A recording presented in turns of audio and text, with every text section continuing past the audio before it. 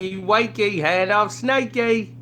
It's your boy Carcito here, man. And after taking a quick nap, I don't know why my power was just drained. And I'm like, I got a lot of sleep. Why do I feel sleep? I was in the middle of making a video. I'm like yawning through that entire video. Like, I gotta go to bed. I said it in the video, like, I gotta go to bed. I don't know what's going on right now, but I need sleep, obviously. And I went down. Straight like that. Went down. Like a shotgun to the gut. I hit the ground. Completely out of it. Now, for some strange reason, this is not working. Look, I don't know why, but notifications for some reason are stuck or not going out.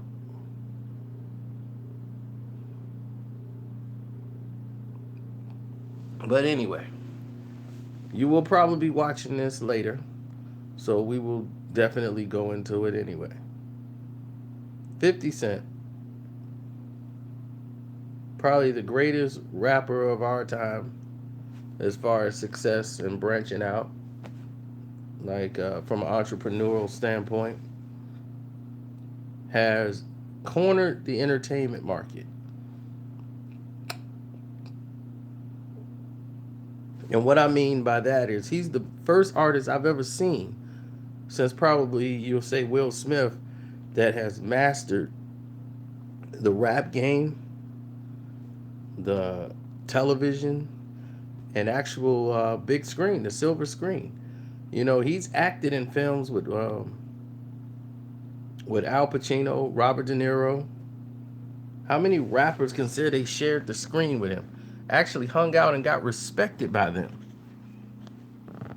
You know, this is a guy that's really put himself out there on the line when a lot of you guys didn't even give him the credit for doing so when he was making things happen many years ago.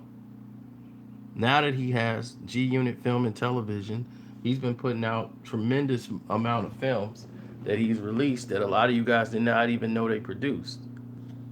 Then, on top of it, to make it even more gratifying and more solidified, 50 Cent actually went out and took care of television as far as cable TV. He tried to do it on network television, but they're not ready for him. He had a TV show, it was called on Fox.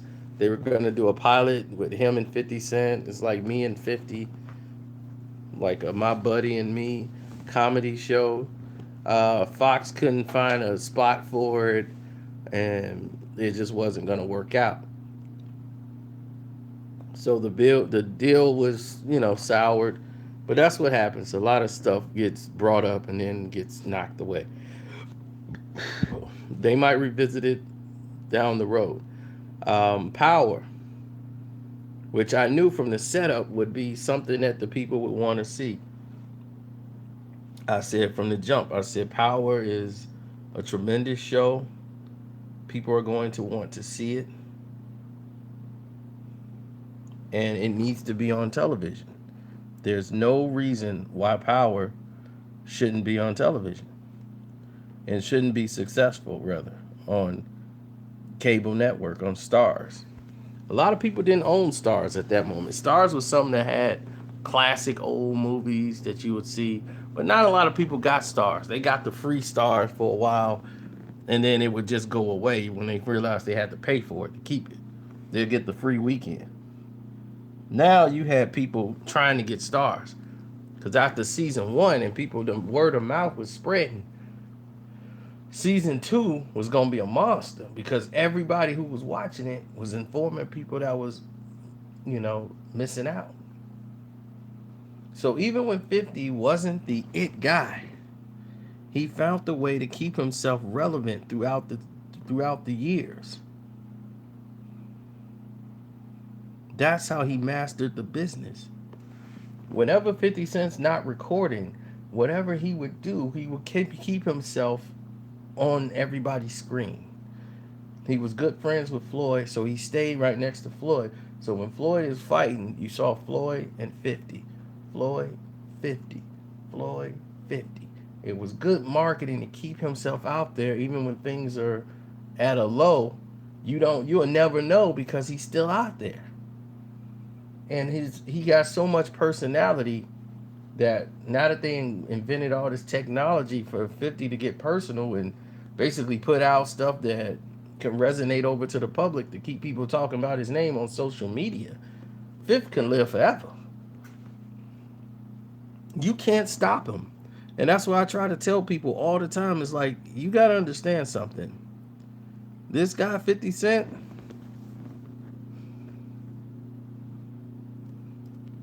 is a monster. For real. He he he is the epitome of what success is.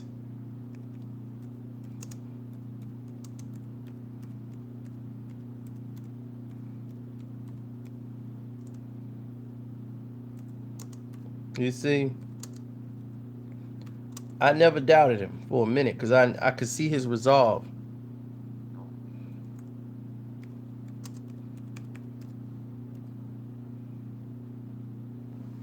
His resolve is success by all means.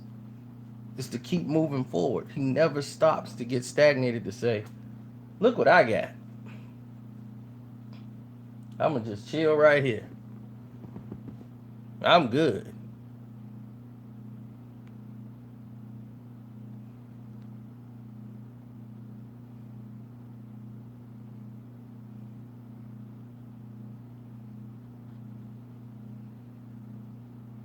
50 Cent is the reason why a lot of people in this industry even understand the music. He toured internationally.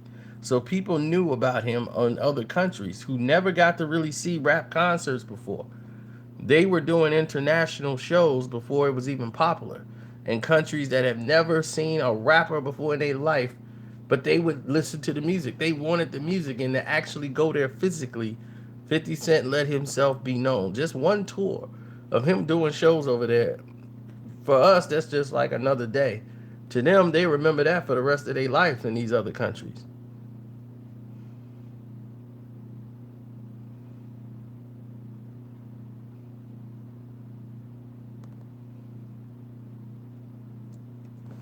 And being smart enough to associate yourself with the right crowd. 50 Cent always knew it was best for him to associate himself with people who were smart in the business, and he's very articulate. He's very sharp. He knows he knows exactly what he needs to do, what he wants done, how it needs to be done, and he's not afraid to walk out or challenge somebody on something.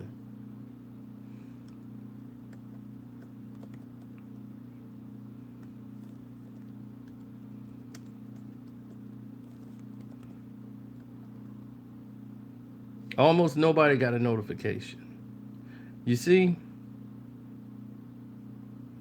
that's how this business works.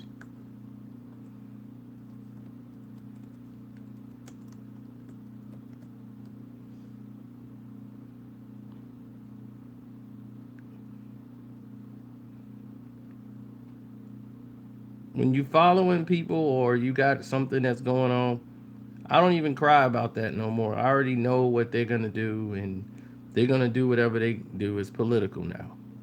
As far as this things going back, I told you what you got to do. You got to actually complain to these people and do the steps I told you. If you want your notifications, you got to fight for your notifications. I can't keep fighting for you. You have to do it. I've done my part. Now, 50 Cent show, the O, it has the highest retaining rate, like a retention rate, from episode to episode of any new show on Sony Crackle.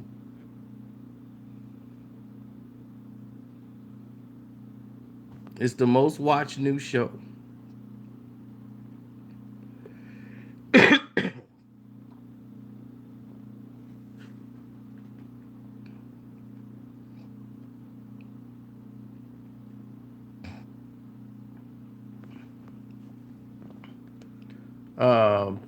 50 Cent show Power averages 9.3 million platform viewers per episode.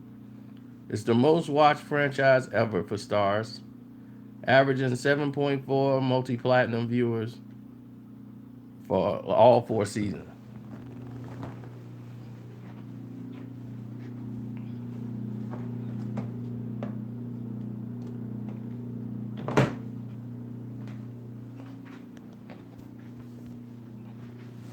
About time it's all said and done, it would be probably the highest show in the history of all mankind for Stars. Stars wanted to play, and they still put them through a grueling process.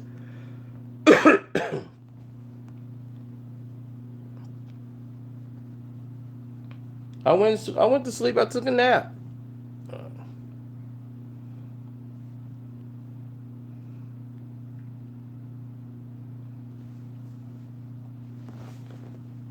I like Power better than The Wire. The Wire looked like it was shot in the grainy. It was too street. There was no class to The Wire. Was just straight gutter.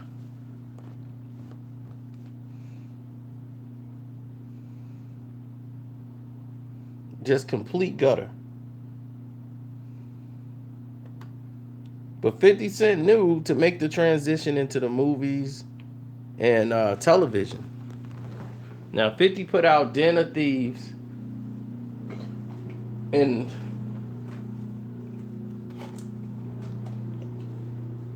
to be honest, the movie over exceeded what they thought they were going to do due to 50 Cent's promotion. You would think going into that movie that is without a shadow of a doubt 50 Cent's movie. Every time somebody mentioned Den of Thieves, they say that's 50 Cent's movie. Wouldn't you be shocked to know that that's Gerald Butler's movie? That he was the producer of that film? That would shock you, right? 50 Cent was an actor paid to be in the film. And he had a very small role with not a lot of dialogue.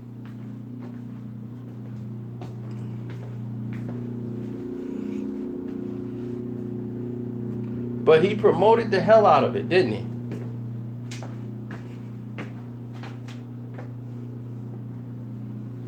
And because of 50's name, a lot of people had the inclination that it's 50's movie. I'm going to see that new 50 movie. I'm going to see that new 50 movie. And you see what Gerald Butler did? He's like, go on and do your thing, Phil. Because 50 is a great marketer.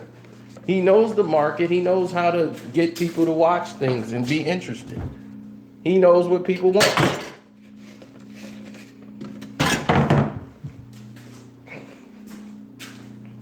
He never gets credit for the genius of his craft. He makes the best records out of any artist I've ever seen. He makes the most entertaining records I've ever heard from anybody with a four albums in. Name me a whack 50 Cent album. You can't do it.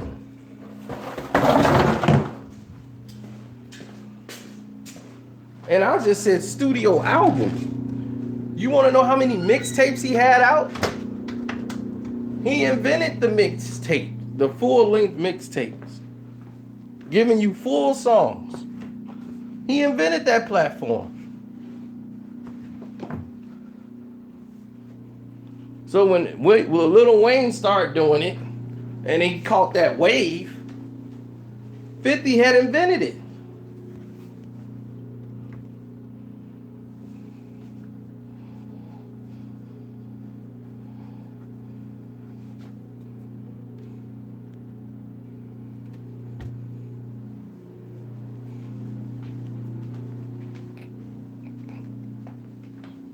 Before Guess Who's Back, he was killing the mixtape game. And even when Guess Who's Back was out, and he came out and started putting out 50 Cent is the future, G Unit is the future, rather, it was countless mixtapes. Even after G Unit albums was out and doing their little thing, the battle with Fat Joe, they were putting out, the unit was putting out mixtape after mixtape, just killing it. 50 has been putting out music consistently for years. He came back last year with I'm the Man, I'm Too Rich for the Chick. You know, I mean, he just killing it, killing the game.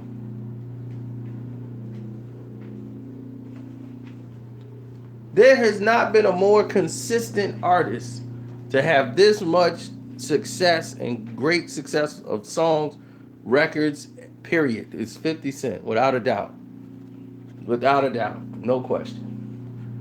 The things that he can do is not usually abundant in the music business. And he's just cornered the market when it comes to entertainment. You can hate it or love it.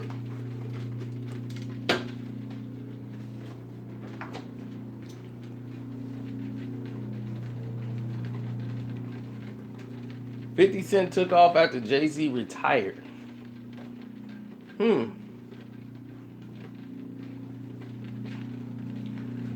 50 Cent came out. It's funny because when you say Jay-Z retired, the Black Album came out the same day as Beg for Mercy came out.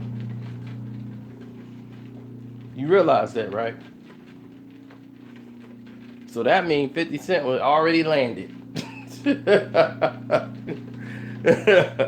That album came out the same day as Beg for Mercy.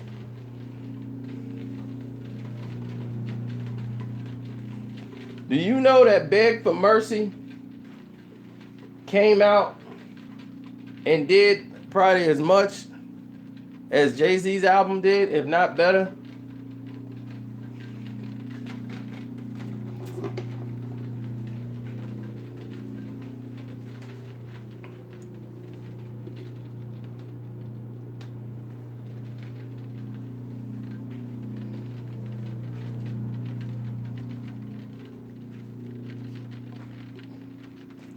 See, the illusion will have you believe that Jay-Z sells a lot of records. That is a lie.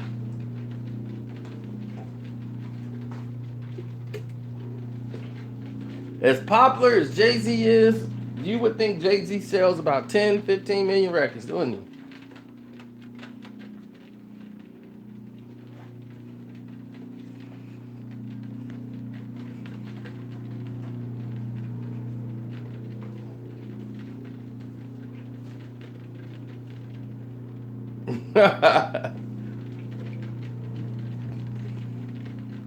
Right, because see, the thing is, Jay-Z's good at selling domestically.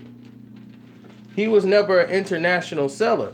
50 Cent during his tenure was internationally hot. His songs transcended. Why? Because Jay-Z did what was trendy.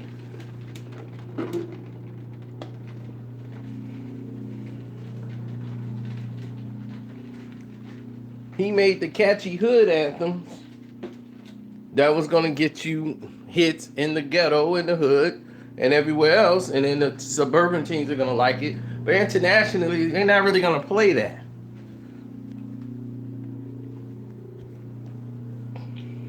At that time, Jay-Z wasn't really doing those shows internationally like that. 50 Cent had the backing of Interscope, but his songs that he made transcended the United States. They play in the club overseas.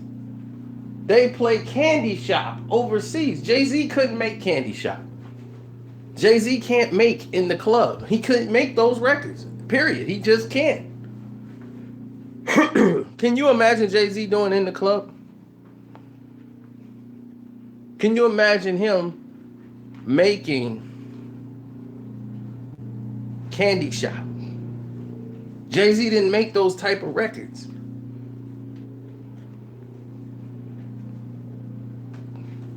Jay-Z only could rap about hustling in the environment. That's what he knew about.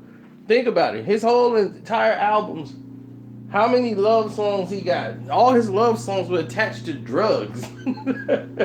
It had no emotion in it whatsoever. Only when he got to like 3, 4 albums in do you get like Me and My Girlfriend.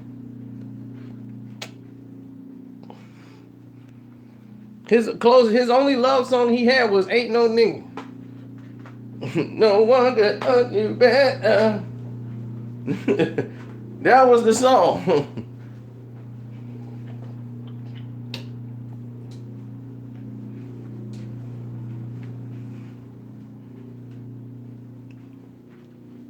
Song Cry, is that a love song?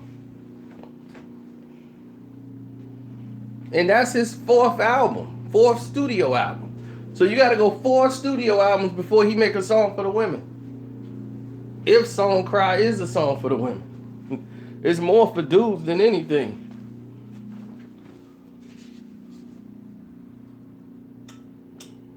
That's my boy. That's like one of his favorite songs.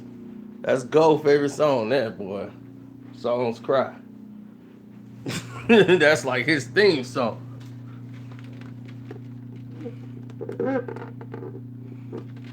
No, that's a hustler song. You know what I'm saying? That's a hustler song who going through it, you know?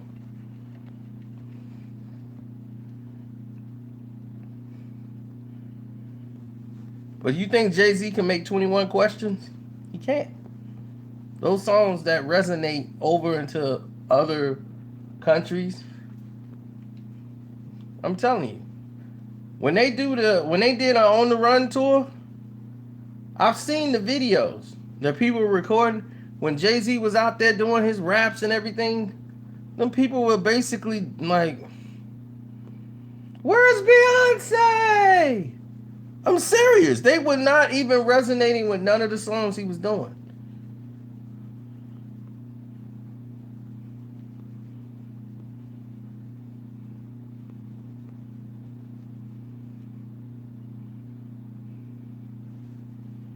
No, Jay-Z's more lyrical and witty lyrically than 50 Cent. But what 50 says is more creative and catchy.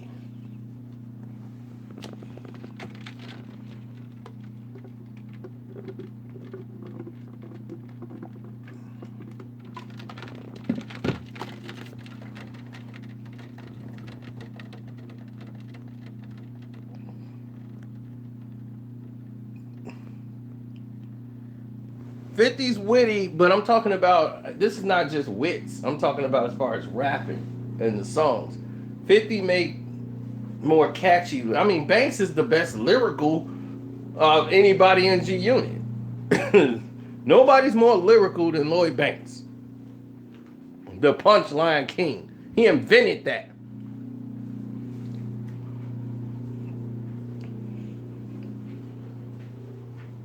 And if Cassidy didn't go down, well, we'll talk about that later. Because I know somebody be like, what about Cass? Even though as lyrical as Banks was, if it wasn't for 50, he wouldn't have sold a record. Do you understand that? Banks' personality is about the same as this glass right here. Empty. His personality does not resonate in hip-hop. So if your personality is not going to resonate in hip-hop, you're not going to make it, bruh. You could be the dopest rapper in the world, but you ain't going to sell any records.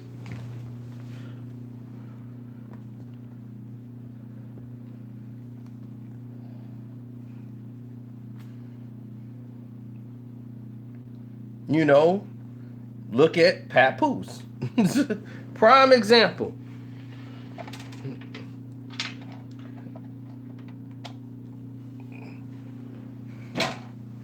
He's the only one that has never reached out.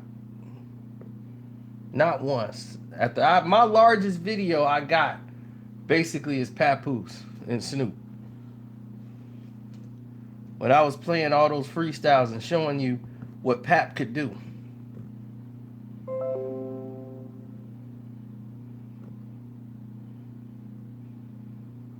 Oh, thank you, Sony. I appreciate you. Thank you for your support.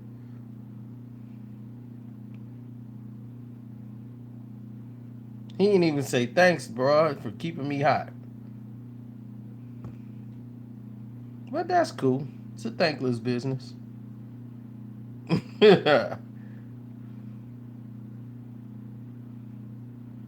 Cannabis, I mean, ever since his best record was Second Round Knockout, and he couldn't get over that. Couldn't get over the hump. He's a diss racket.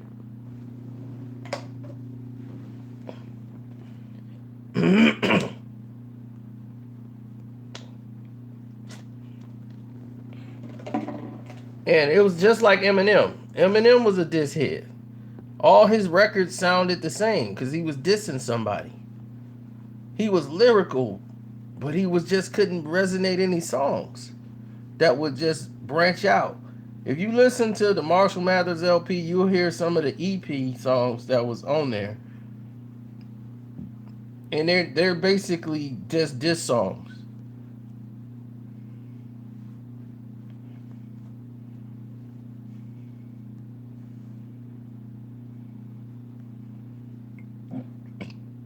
Yes, Eminem is a great rapper, but it took time for him to develop and mature.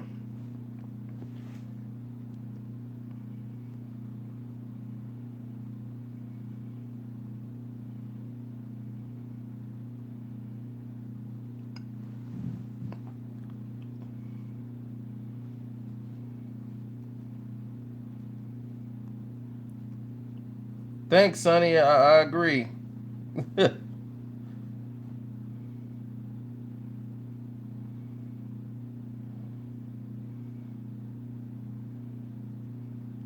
I did an Uncle Murder week before. I've done an Uncle Murder whole 1 hour video of me getting down with Uncle Murder tunes, but now I guess Uncle Murder has signed some publishing company.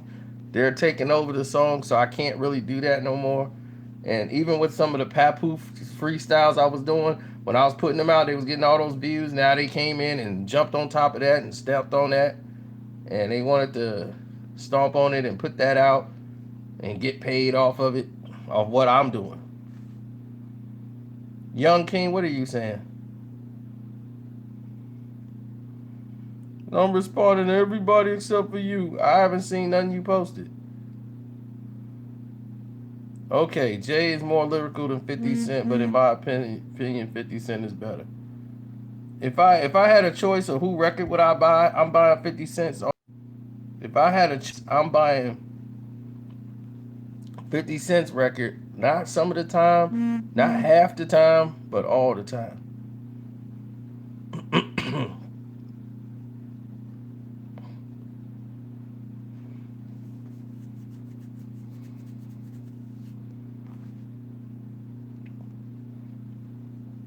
Oh, of course I did. I like all the mixtapes from G Unit. They've never put out a whack mixtape. You gonna always get something good. Lloyd Banks has always been underrated. But the thing is, all the rappers knew about Lloyd Banks. They were, whoa, this dude is rapping.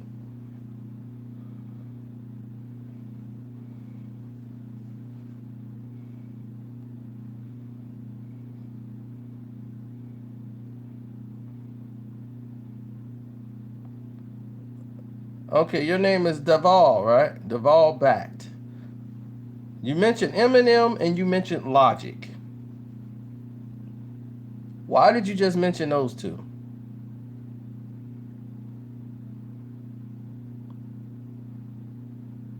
Now they both are lyrical,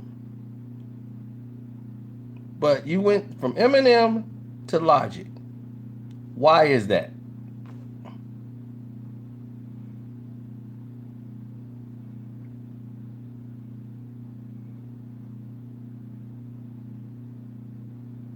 They're both one of your favorites.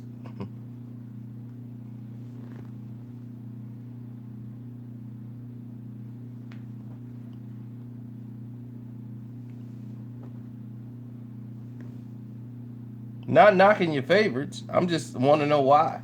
There have been plenty of other lyrical people that have was in the gap, but you jumped from Eminem to Logic. So now you're gonna tell me what? Eminem, Logic, Post Malone, Russ. You know, don't you see where that avenue is going? You see everybody else was throwing in other names. You went just from that one to that one. Next thing you know, it's gonna be Machine Gun Kelly. He said no Post Malone.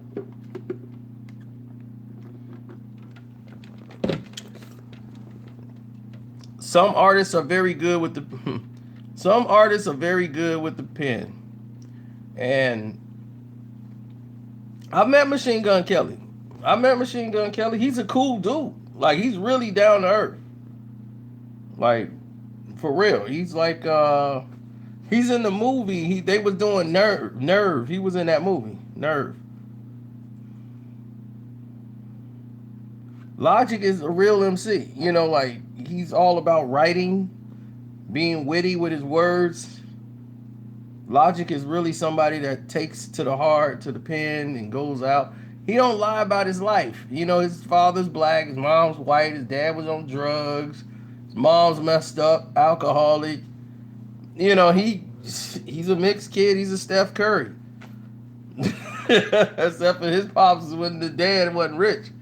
He's just another Steph Curry.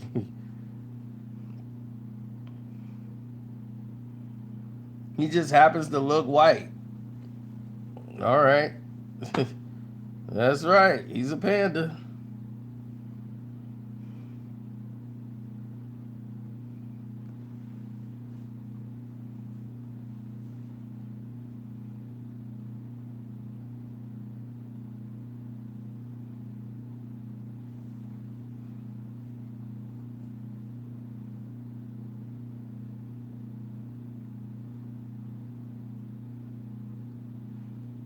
Looking white is the key. Yeah, that's the truth.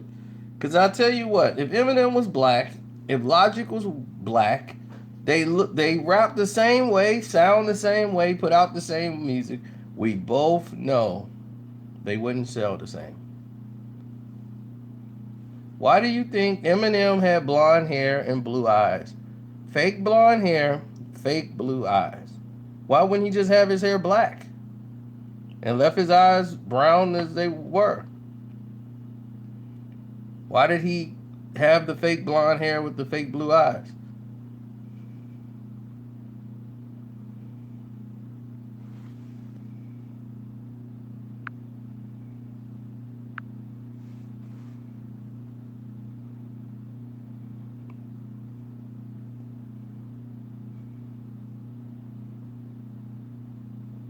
No one's taking away his ability to rap. Shady is shady. He can rap.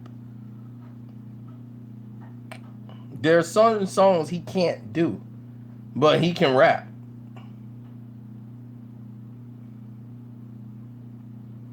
No, we don't care about white. I don't think we care that Eminem is white. There's been white rappers since the beginning of time. MC Search, the Beastie Boys, they're white. They were white and they were rapping and nobody cared that they were white. You gotta fight and for your right. Digital party. They were in Brooklyn. Getting turned up. Nobody cared they were white. Third Base, MC Search. You know, what are you talking about? Nobody cared about them. Brass Monkey. If the song is dope, you are having no problems.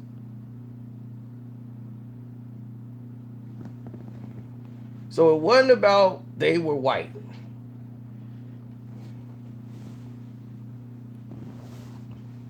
But we're talking about as far as the marketing goes. They already know that, okay, I'm in this thing. I'm a part of hip hop and this part of this culture. Those guys knew there's a certain realm they can't go past. You know what I'm saying? The Beastie Boys went more deeper into hip hop, rock, and they stayed there. They said, we gonna stay here. We not finna change with the times. Rap changed to more deeper in the drums and extraction and samples. They were like Run DMC, Beastie Boys. They were out with Run DMC. They old school. So they went more and stayed into their element. With Rick Rubin, The Rock, that was more Beastie Boys. They rapped to rock beats. That was what they did. Like Run DMC, that was their style. Yeah, they toured together. That was a great tour. Dog, you could see a whole show for $20. $20 would get you to see the entire show. Back then, in the 80s, you can get that was like one of a good ticket. $20 was a good ticket. $17 will get you into another seat. $10 will get you in the nosebleeds. That's all you needed. $10. And you get to see like all the all stars in the world. You got to see like 8, 9 different acts. From 7 to midnight, 7 to 11, you got nothing but hip hop shows. Like everybody. Imagine seeing Salt and Pepper, Fresh, Jazzy Jeff and the Fresh Prince, Kool Moe Dee, Big Daddy Kane. Seeing all of them in one show for like $20.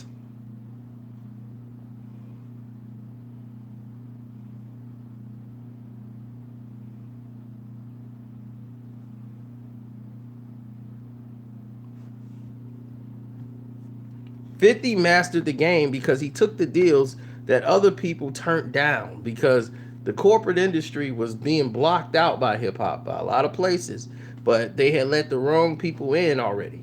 And they were already bleeding the game dry.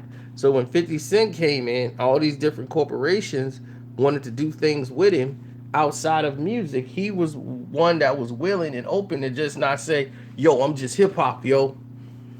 Yo, this is all I want to do, yo. No, he opened the door to letting Reebok do a deal like Jay-Z. That's why him and Jay-Z did a deal with Steve Stout to do the Reeboks commercial, and they had their own line of shoes. I mean, 50 Cent, he made hundreds of $millions off those shoes. You know what I mean? Hundreds of millions. The S. Dot Carters, Jay got paid like $60, $70 million check for the S. Carter collection. And the G Units, those brand of shoes lasted a lot longer than the S. Carters. When they stopped the S. Carter brands, the G Units, they went to G, they was like the G Unit 3s was out. G Unit 4s, they were still making G Unit shoes. 50 went into the video game. He extended himself. That's right, Fred.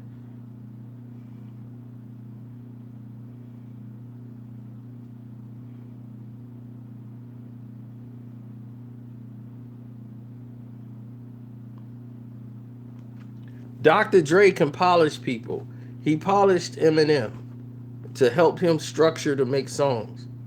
Like for Guilty Conscience to kick off, he needed somebody like Dre's energy to help make that back and forth so it could resonate. Because Eminem was going to sell with the white people, but in order for Eminem to be successful, we had to believe him. We had to believe in Eminem. We had to buy his records. We had to say, okay, he could rap. He can come to the Source Awards. He can do this and that. He could do this. He could do that. So Eminem came in the safe route. As part of his promotion, they made him silly like a clown. He would drop his pants on stage, on award shows just to get people to laugh. Ah! So he would come in safe. So we wouldn't like try to block him right out. They'd be like, oh, he's safe. Then, once he starts selling 3 million records, the avenue and the thing about him is started to change. Like the second album, he was still Eminem after the first album he sold. It was just some people that was bothering him now. He couldn't go to certain places in the mall. They'd be, oh, it's Eminem, let me get a picture, yo. So his privacy was invaded. So he wrote about it in The Way I Am. And the record labels and all the stress he was going through, how they was pressuring him for the second album. Like, okay, you know, this is what we're going to do now. The first album, everybody wants to hear that new Marshall Mathers album. So this is going to be it. This is going to be the one that broke out. And he never dreamed. And even in the song, The Way I Am, he tells you, stop with the fables. I'm not going to be able to top what my name is. He didn't believe he was going to make a song that was ever going to be bigger than my name. Hi, my name is what? My name is. He never thought he would. A lot of people miss that. Eminem never thought in his lifetime he would ever make a song bigger than What My Name Is. He thought that was a one-time fluke. That was never going to happen again in life.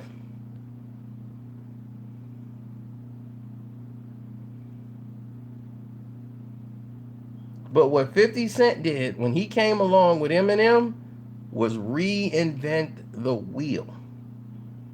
When Eminem came out, when 50 Cent had gotten there, he had just finished his third album. It was released, The Eminem Show, which is probably some of his best work to me. I like The Eminem Show. A lot of people don't like The Eminem Show because he was sounding more like Tupac, or trying to be more like Tupac on The Eminem Show. He was venting more on that album. And on some of the songs, you could see it. And this was from other MCs. They was like, man, he trying to be Tupac.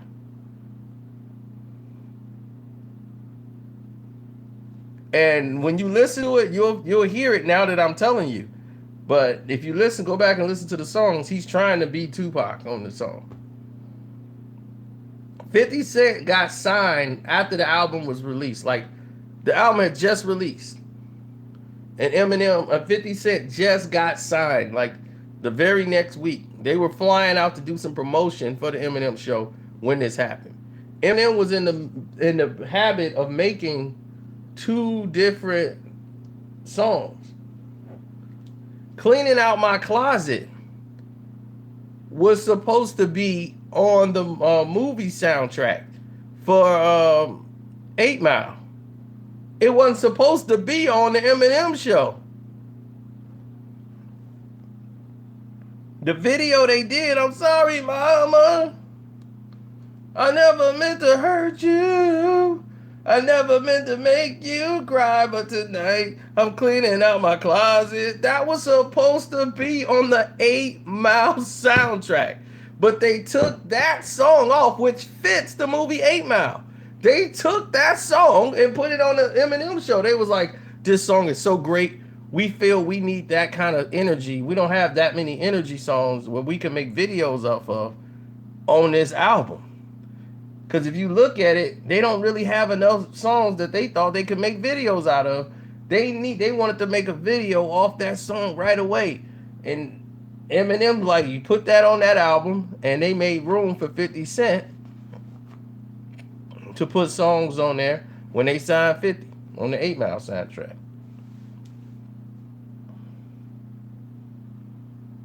Yep, they put Wanksta on there, exactly. And I told people, Wanksta's not the first song off Get Rich or Die Trying. In the Club was the first official single. He had Places to Go, and he had Wanksta on there. I got places to go, got people to see, so when they did that, then they had Rap Game. This Rap Game. I ain't selling my soul for this Rap Game. With D12. And then I Just Wanna Love You with 50 Cent.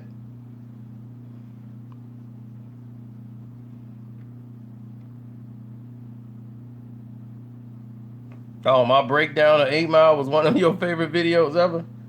I know. I gotta go back and check it out.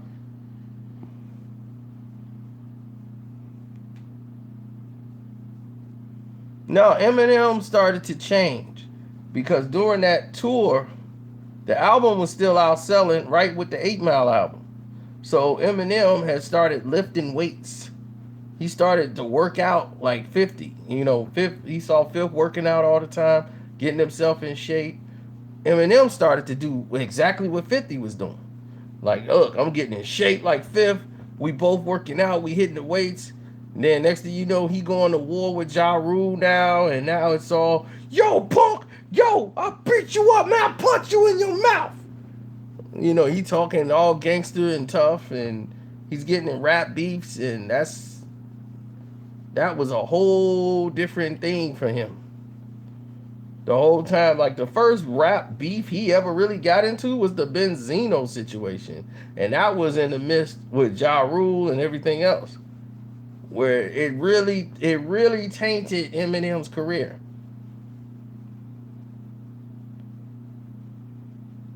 Oh, of course, Eminem would burn them.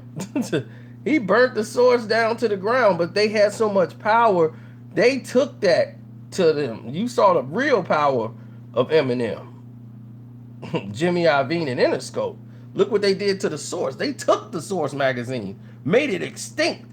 The history, everything behind it. Dave Mays, all them guys, they crushed the magazine for trying to go after Eminem. They bought XXL, and look what happened. What happened?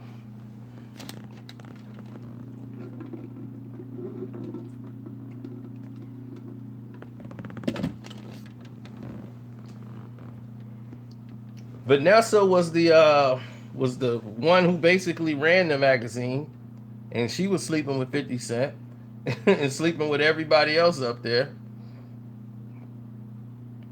That's what Vanessa did. She was a groupie. She slept with Nas. She slept with 50. She slept with a bunch of people. That was Vanessa's thing.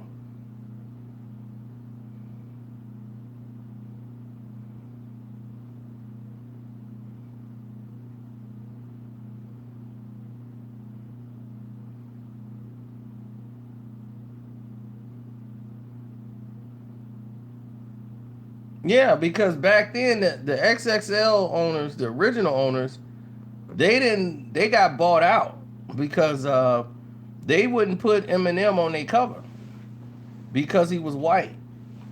The Source was the only one to give Eminem the cover at that time. He was the first one to get the cover. And Eminem talked about that. He's like, man, I don't even like XXL. That's why he disses them on the Marshall Mathers LP. He dissed XXL. Double XL, double XL. Oh, now your magazine shouldn't have so much trouble to sell. Oh, okay, I'll buy a couple myself.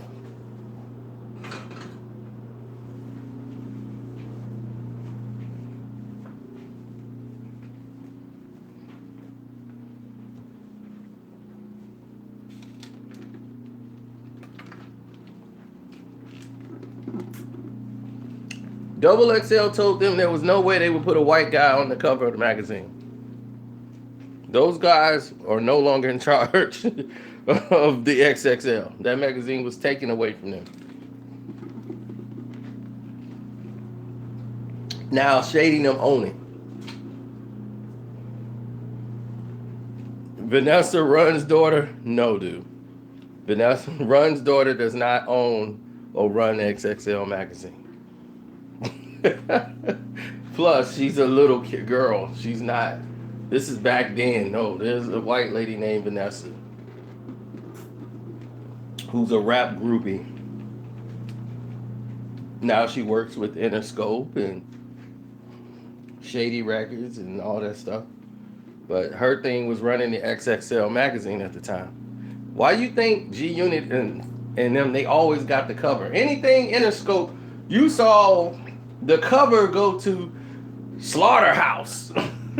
How did Royce the 5'9" get on the cover? You gotta understand that.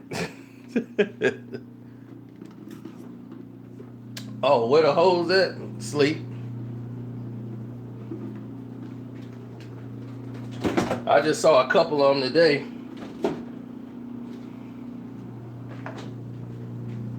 And they look like hoes.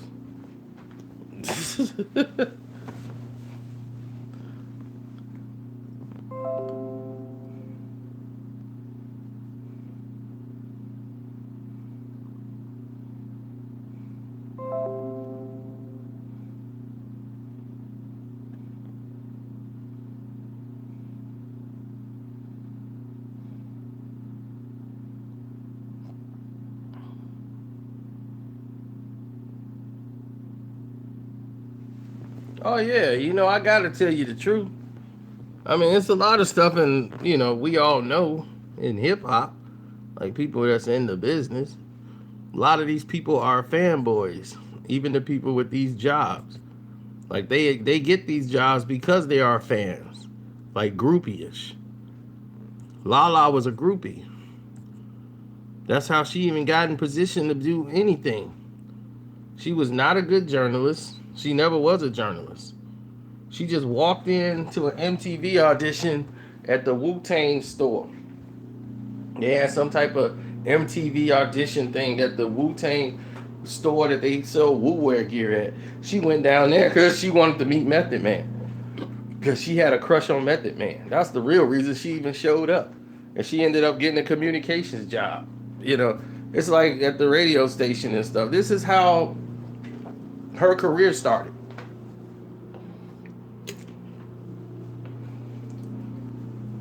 So it's no surprise when she was wind up dating some drug dealer thug that Carmelo Anthony had to fight to get her.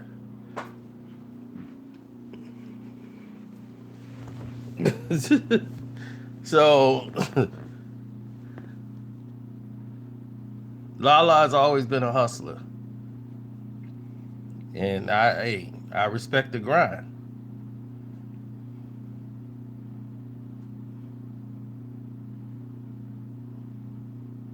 You must not be from the country. Everybody's treated equally.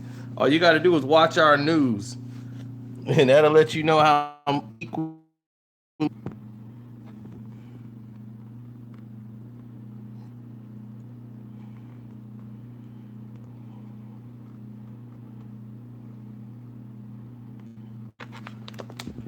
Well, Angela Yee is a groupie too. That's why she's in the position she is. People, if you're a groupie, you will get so much more being a groupie than anything else in this business. Look at Tubby.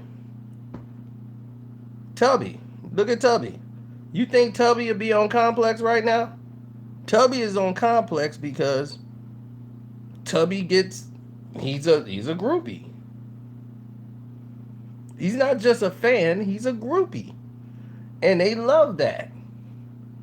Groupies get everything. Cause they know they gonna kiss up to them and make them happy. And the artists love that. They like, good, he gonna kiss up to me and be a groupie.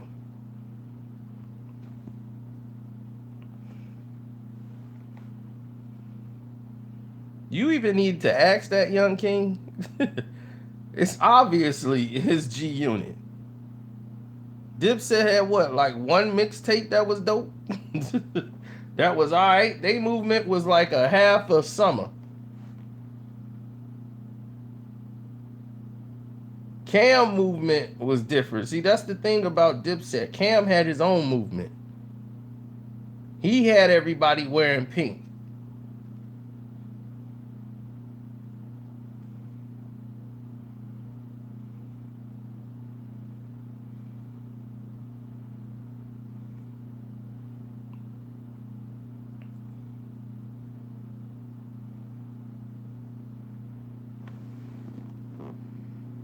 Well, 50 built the team. He worked with people like Chris Lighty.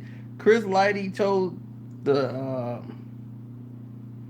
he told 50 Cent like these are the right type of moves to make, and 50 understood it from a business perspective.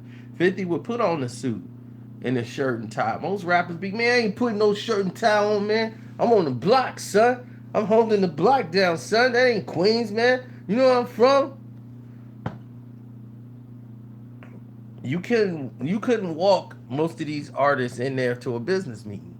You couldn't take Mobb Deep or take Prodigy from Mobb Deep as great of a rapper as he was, bar for bar. You couldn't walk him into a lot of these corporate meetings in a shirt and tie and sit him down and talk business.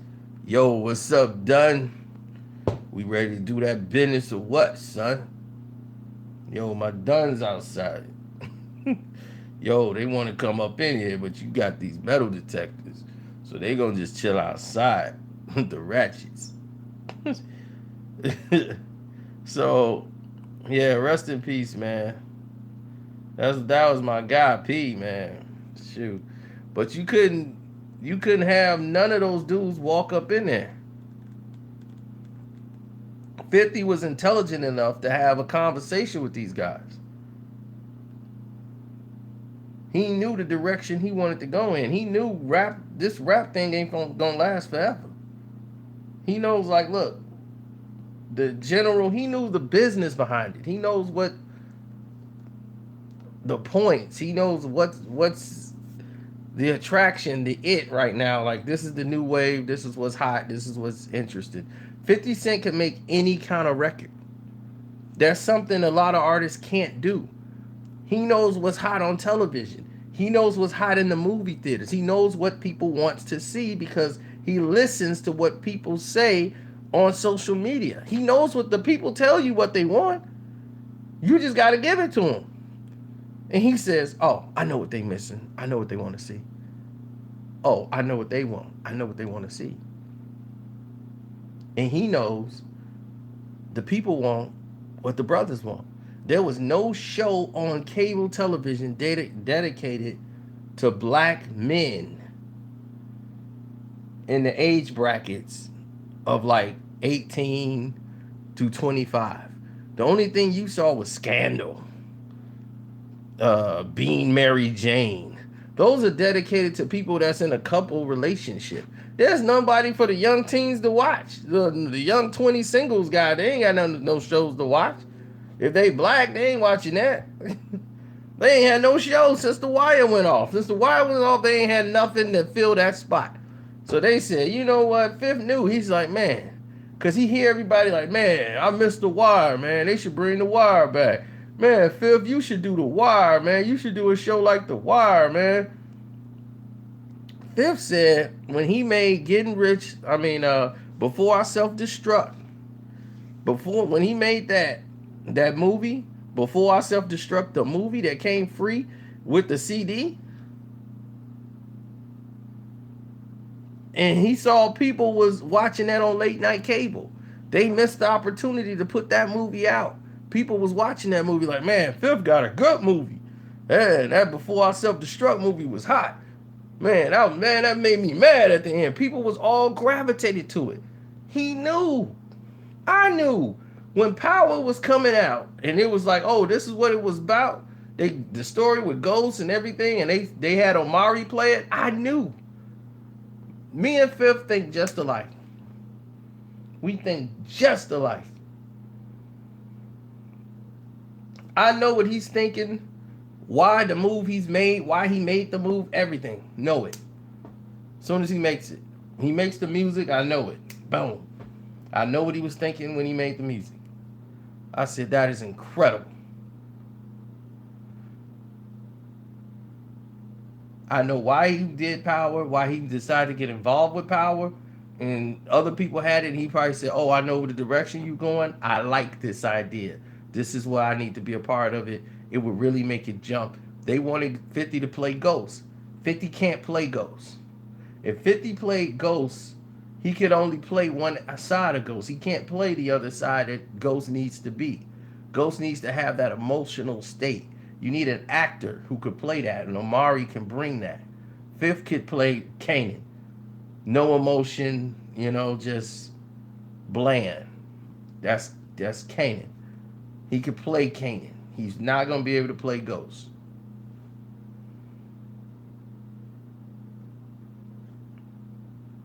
But it was so drawn out, and it was so sad because they wanted him to play Kanan so much he agreed to do it because they couldn't even get it approved and greenlit unless 50 said he was going to be in it. Like he was going to play Kanan, so they just initially put him as Kanan so they can get it greenlit. But they were still looking for somebody that could really play the role. And as much as 50 is just a part producer of the show, it's really Courtney's them project, but they built it around 50 Cent is his show, 50 is this, 50 is that. He put out 50 Central on BET to get people to watch it. The first episode didn't really resonate. The shows got better as it went along. People always want to see him fail, but he keeps putting out more entertaining things over and over and over again in the public eye. He keeps giving you good content, and he keeps letting you know he's attached to it. That's the key to marketing. Normally, when you do things, you don't really want to tell people you're attached to it. You just reap the rewards and benefits. 50 gonna let you know he a part of it, even if he ain't a part of it. Yep, Den of Thieves was good, and 50 Cent won his movie. It was Gerald Butler's movie. Gerald Butler produced that film, not 50 Cent. 50 Cent was just an actor in it. But when you look at it and say, hey, 50 Cent movie, Den of Thieves, that's exactly what you say.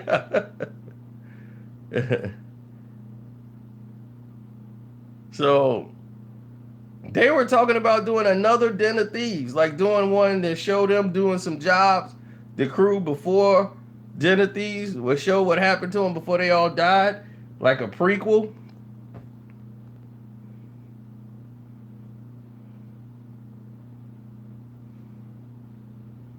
The BMF, they supposedly gonna do the show, but like I said, it's so much red tape to go through when you do these shows, man, and it's a pain in the butt with everybody who's really trying to get the show off the ground.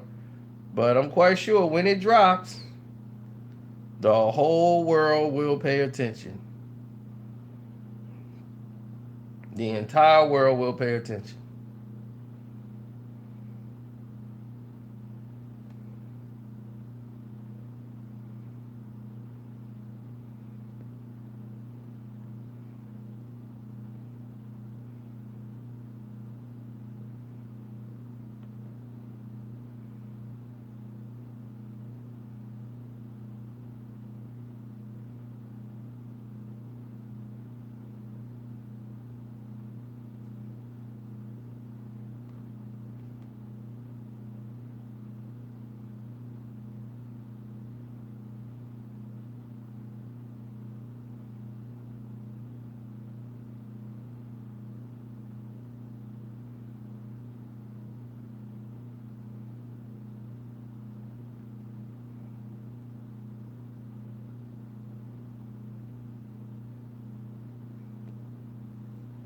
Oh, I'm about ready. Oh, Joliet Casino. Yeah, I used to go there all the time until they got Rivers, and then I stopped going to Joliet.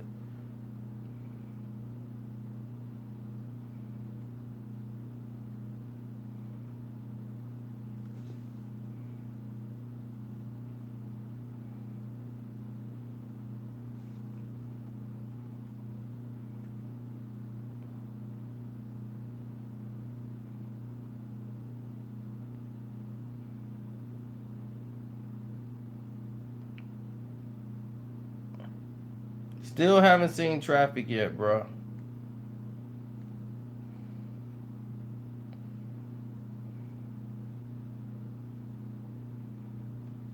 Oh, more examples of 50 Cent mastering the entertainment business. He had the right team around him when he was with Chris Lighty. He learned the business and learned how to work with all these guys who were, they worked for basically sponsorship brands like Chris Lighty and uh, what's the other guy? Steve Stout. Steve Stout is a business CEO like Damien, the guy who had Fubu, who's now on Shark Tank. Like when they had these guys on there who are multimillionaire branding type guys, they get involved because they want to take their brand to the next level. Networking, he had a bunch of Asian investment guys into his group, and at one point 50 Cent was grossing more money than Eminem and was beating Eminem as far as that because Eminem didn't really take. Eminem is not the guy that's going to dress up in a suit, go into the corporate office, and do all these things. Eminem want to wear jogging pants every day. Seriously, Eminem didn't. Eminem had movies that was paying him $17 million a film. after 8 Mile. When 8 Mile came out, Eminem was supposed to play the bad guy in Die Hard 4. And at the last minute, they had to go with Timothy Ophelion had to take the role and go to the gym and work out. Eminem turned it down. He walked away from millions of dollars. Eminem did. Millions.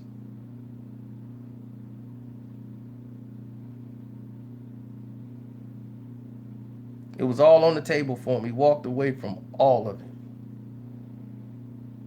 There were plenty of movies. Trying to think, it was another movie that they were supposed to get Eminem in. The movie Southpaw. Eminem was supposed to be in Southpaw. He was supposed to play the boxer. Jake Gyllenhaal played the boxer instead of Eminem. Eminem was originally supposed to be the boxer. Eminem did the music soundtrack. He did the song on there for Southpaw. The only problem with Southpaw is that Creed came out the same year. But Southpaw was great.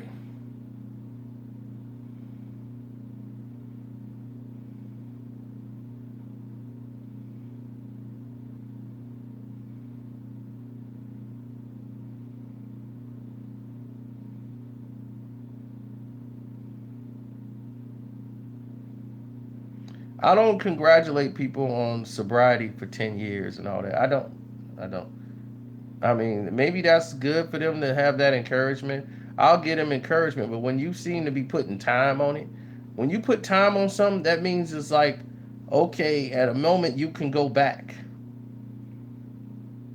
Like, what is you're in it for life.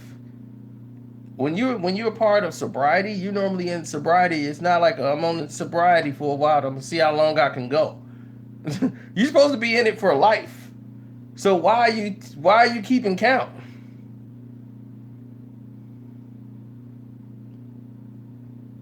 Like, hey man, I'm 5 years, 28 days. Keep it going, John.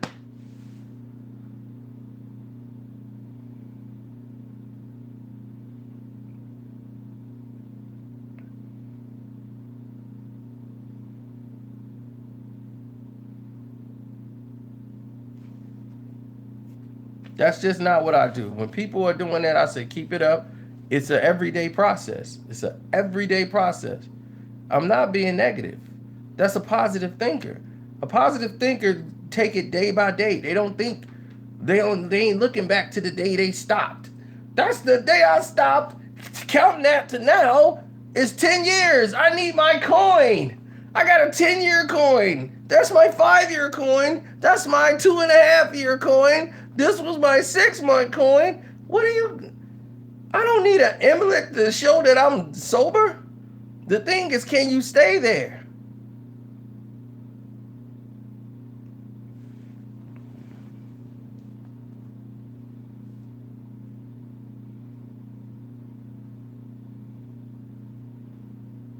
So what happens? He has that bad night when he starts drinking.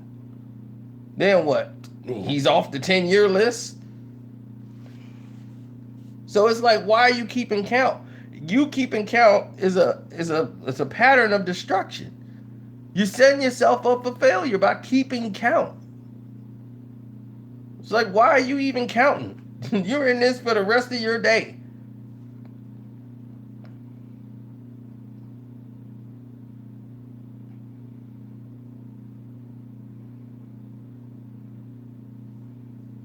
Right, you're keeping your mind on the doggone addiction instead of just living your life every day. Just go through your course of your day. You're not keeping count. Keeping count just reminding you of what you're doing, of the addiction thing you're doing. Like, oh, I'm 10 years into this. Like, okay, what are we supposed to do? Throw a party? Pat you on the back? Way to go! You did 10 years. It's like, dude, I believe you have a lot more life left in you. So this is your choice for your life that you're doing. So I'll pat you on the back, but the biggest thing you could ever be for an addict is an audience. Addicts love an audience. They want pity. That is an addict's biggest drug, is an audience. They want you to be an audience to their pain, an audience to all of their suffering. They want your sympathy.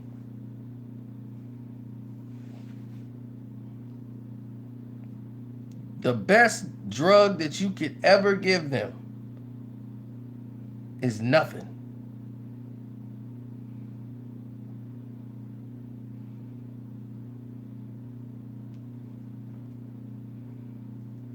$10 years is a big deal? Okay. What's the difference from a guy that went 25 years without a drink and got back on the bottle and went back to his addiction than a person who went 5 years and then went back? He got more years in, so he's better off.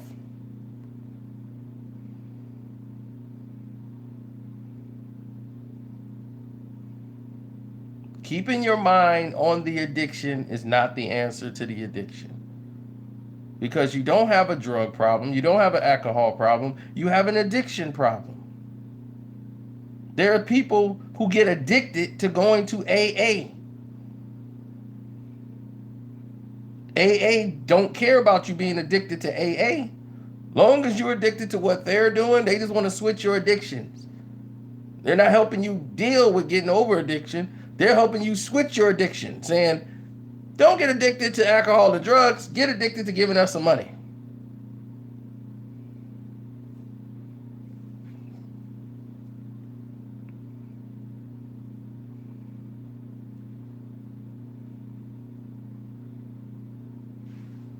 Now, I'm not really in on AA. I don't really know the whole structure. My former roommate that I had, he went to AA. So I got to see some of the inner workings of it. He needed AA. I never knew how bad he really was, but he really needed AA.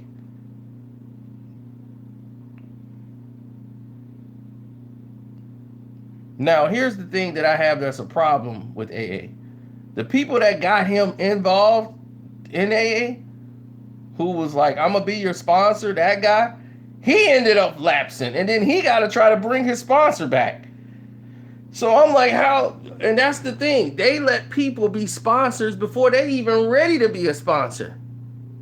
I'm like, but they love that. They got a sense of entitlement. Like, yes, I got a responsibility. I get to tell people don't drink, and I'm going to have a meeting, and I want to host it, and I want to have all these addicts in the house. I'm like, oh, whoa. Slow up, bruh. I live here too.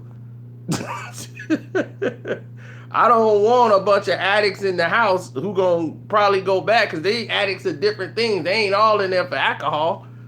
Dude's alcohol and he do drugs, and he was still in to do drugs. I don't want him to lapse and come in here and steal everything in the house. We lost one. He went back. He stole the TV and everything in here. I'll get it back. I don't want to hear that. Ain't nobody finna host nothing in here. But see, when you say that, they look at you as the bad guy.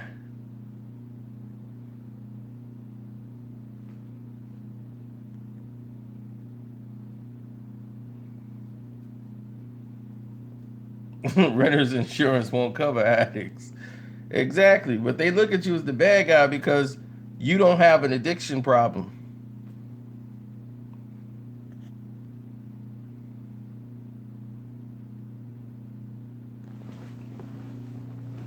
Well, the problem is, and I tried to tell him, is you got to learn, I'm not going to be an audience to your pain. And that's the biggest thing you could ever be to them. If you get them an audience and go, oh my God, we got to give him this whole thing. They love pity.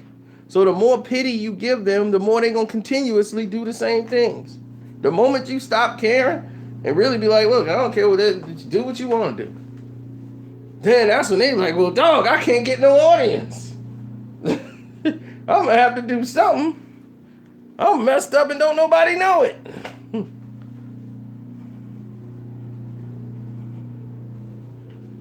No, it's not like saying you shouldn't celebrate your birthday. Your birthday is not guaranteed you're going to see it. It's once a year.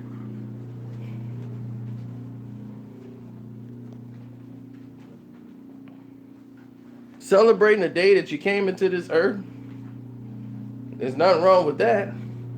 But celebrating the fact that you never had a drink, it's like, okay, never had a drink, you never did drugs. I guess I could say that. I never had a drug, I never smoked weed a day in my life. So hey, where's my party?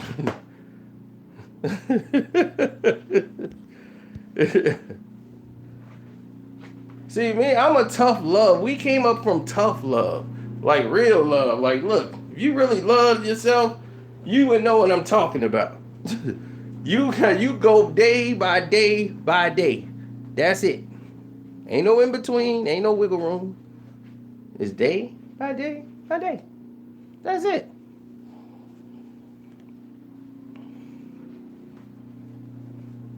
Just try to better yourself each day. That's all you can do.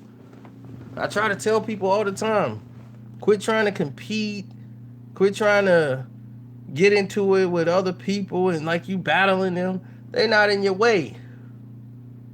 They not in your way. Don't put them in your way. Do what you got to do, what's best for you and your family.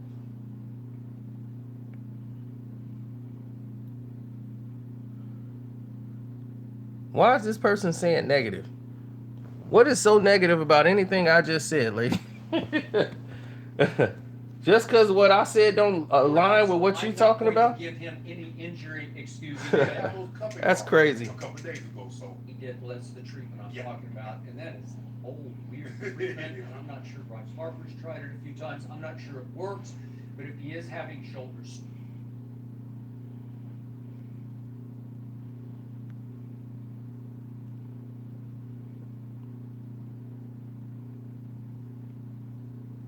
Yeah, I know. You know, I got to see it a lot, so. Hey, you can't save everybody. I can take the horse to the water, can't make the horse drink it.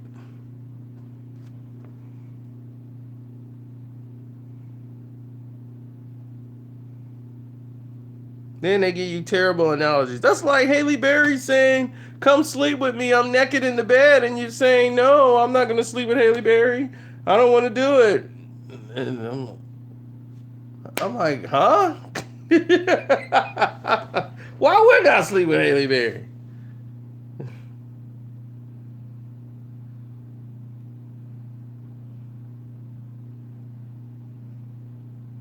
I ain't say date Haley Berry. The comment was like sleep with Haley Berry. I could do that. I ain't got to stick around and have breakfast with her.